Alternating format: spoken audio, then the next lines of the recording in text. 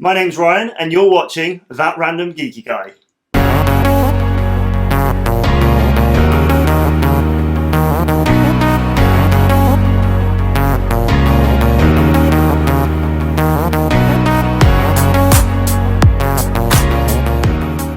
Hi everyone, thank you very much for tuning in. This video is sponsored by Liquid Metal Marketing.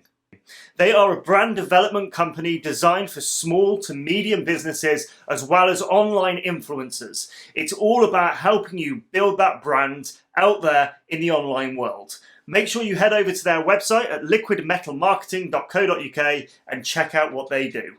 Okay, so before we get into the subject of this video, I wanted to announce our giveaway winner. We launched the website here at thatrandomgeekyguy.com a couple of weeks ago, and as part of that we were doing a giveaway to give away this RGB gaming mouse mat. It's a large extended mouse mat to sit under your keyboard and mouse. Thank you to everybody who entered. I really kind of appreciate that, and without further ado, I've stuck all of your names into a random name generator, and the name it pulled out was Jamie Webb. So massive congratulations to Jamie Webb.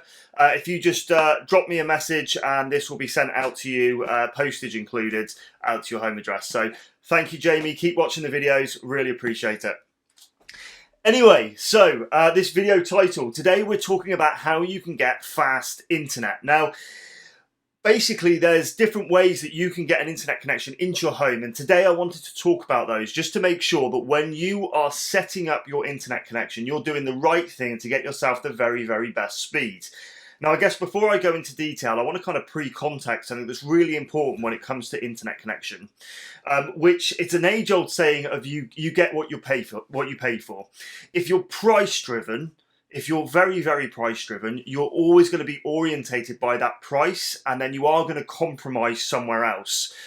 So this isn't about getting fast internet for little money. That really doesn't work. You know, these kind of tips and tricks of hacking the system to get better fast internet is going to give you very minor gains, and actually it's your raw connection that makes all the difference. Now, while I talk about what's important, I know there's going to be a lot of network engineers out there who's going to say, look, you know, he's making it really simple, but that's kind of the idea of the video. I want to make a real simple idea around how you can ensure you get the very best connection. So in essence, right now as this video is filmed, which you know, is in the middle of 2020, there's three major types of wired connection that you can get into your home in terms of internet connection. Now, what we have found in 2020 is that internet has become more and more important as many people work from home.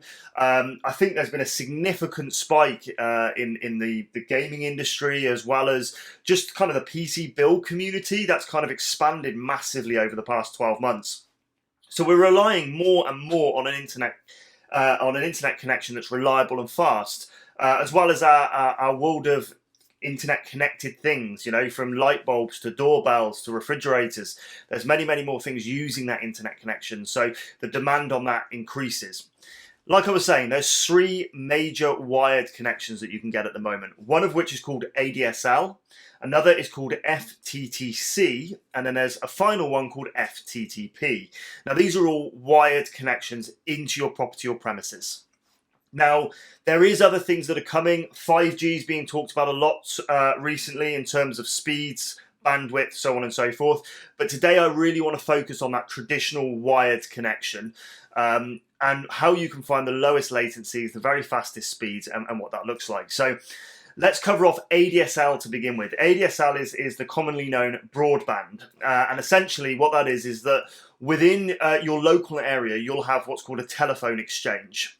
Then nearer to your house, you'll have what's called a cabinet, which in the UK especially, they're kind of on the side of the road. They're kind of green cabinets, or some of them are underneath the walkway, the pavements.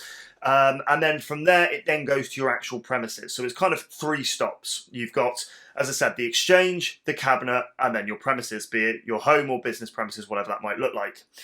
ADSL traditionally will have a copper cable that runs from your local exchange all the way to your cabinet, and from there it goes into your premises. It's significantly impacted by distance, how far you are from the exchange. So And also, as well as how much that actual network and that cable is being used along the route. The best analogy I can give you is if you've got a hose and plugged it into your outside tap, and then punctured a load of holes all the way along it, and then the further away you got, the lower the water pressure would be when you pump the water through. It's a kind of a bit of a loose analogy, but that kind of gives you an explanation of the experience you're going to find with ADSL, in that distance will make a significant difference. Next up, you've got FTTC. It's better known as fibre to the cabinet, so it's quite descriptive. Essentially, from your exchange through the trunking to your nearest cabinet is fibre, so it's a fibre connection. But then from there to your premises, it is likely to be a copper coaxial cable, or in really bad circumstances, aluminium cable, but normally it's going to be a copper cable. So that means that you've got a higher speed that's reaching you through that fibre connection, and it means then the degradation in terms of using copper to the distance to your premises is reduced, because you're only coming then from the cabinet, you're not then coming from the exchange as well. And then the final one we're talking about today is FTTP. Now this is slightly newer, it's become more mainstream in the last 5 years. And it's known as fibre to the premises, or fibre to the property as some people call it. Essentially, it's again, very self-descriptive, it's fibre all the way. So fibre to your cabinet, and then fibre from your cabinet all the way into your premises. And now that makes a significant difference to speed and latency. In fact, actually, I'm lucky enough to have FTTP here at home. So what you'll see in these videos here is we've got these white cables that are running across the front of the house. Now, the difference with these is that with FTTC and FTTP, you tend to plug your modem router straight into a telephone socket, a traditional telephone socket like this. Now the difference is that with FTTP is with that fibre line coming actually into the premises, it goes into a separate box, which I've detailed here. Now this box will essentially translate that connection, one into an Ethernet cable, which is the red cable you see coming out the bottom, and the second is a copper cable to go back into your telephone network that's wired around the house. So essentially it's splitting that network out, and that's what this box on the wall is doing. And then essentially from that Ethernet cable, you're going into back of whatever router it is that you have. And then there's a box to the right hand side that you might have seen in the clip, which is a battery backup, purely because that box requires power. So if you needed to make an emergency phone call in a power out, that box needs to be powered so your telephone can actually make a call on a traditional copper line. So that's kind of the overview of what the setup looks like. Now, FTTP is the real win here. So you will normally pay more for an FTTP connection. Luckily, a lot of new housing estates and housing developments that are popping up, FTTP is the standard. And there is a commitment in the UK, certainly from providers, specifically the likes of BT, Sky, TalkTalk, around the commitment of bringing FTTP to as many properties as possible. And the difference is really stark. So let me give you an example of where I live. So I'm quite lucky to live in a really beautiful rural area. And I have two options. I can either have ADSL or FTTP. For some strange reason, I can't get FTTC. Now, under ADSL, my connection speed here is about 3 megabits per second. So not great. So if they estimated many times ago that on standard definition you needed a minimum of 2 to even consider any form of streaming, that's before you start talking about HD, 4K, multiple streams, multiple people using it, loads of different devices in the house, so on and so forth. I'm sure you can imagine for somebody like myself, a 3 megabit per second connection was awful and just wouldn't work. Now, from a pricing perspective, you can get ADSL broadband in the UK for less than £20 a month. But again, remember, you get what you pay for.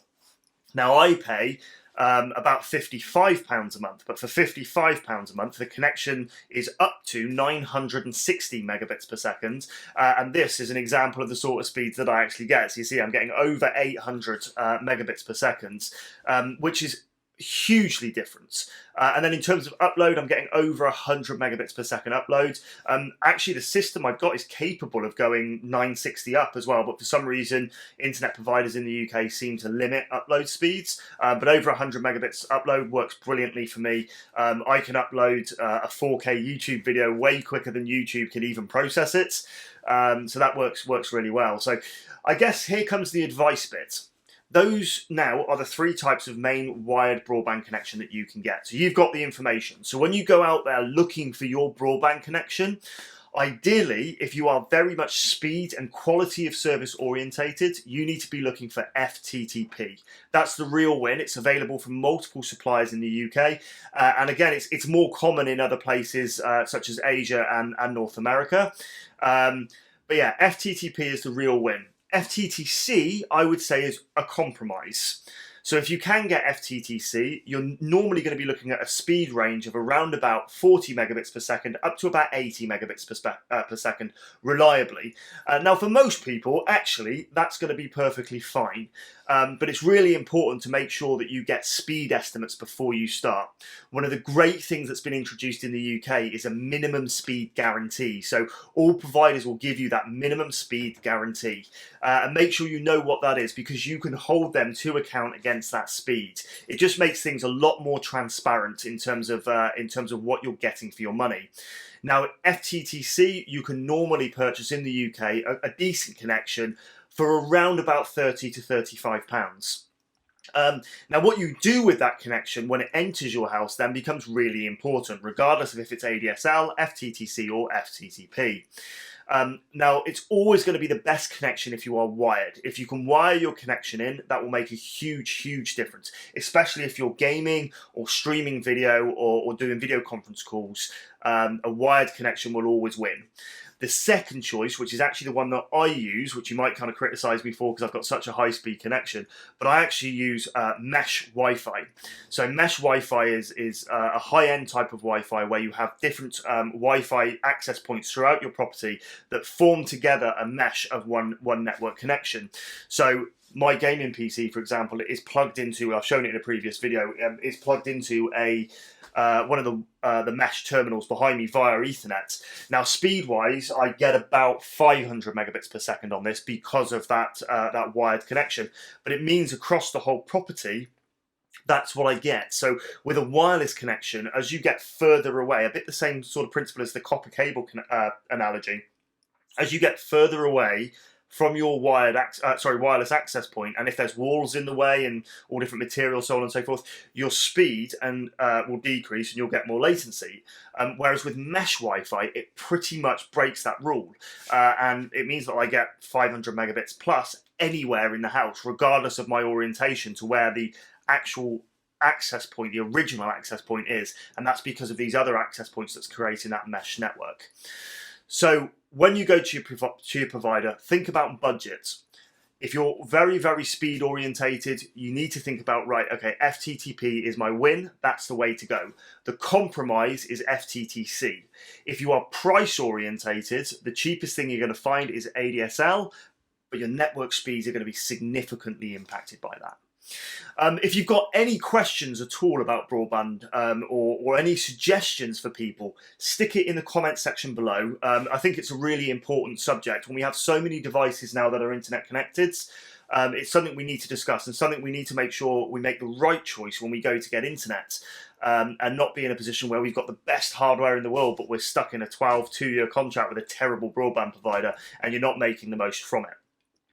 Other than that, make sure you check out that randomgeekyguy.com and the Founder Edition t-shirt. It massively supports the channel, so please head on over there, hook yourself up with one of these.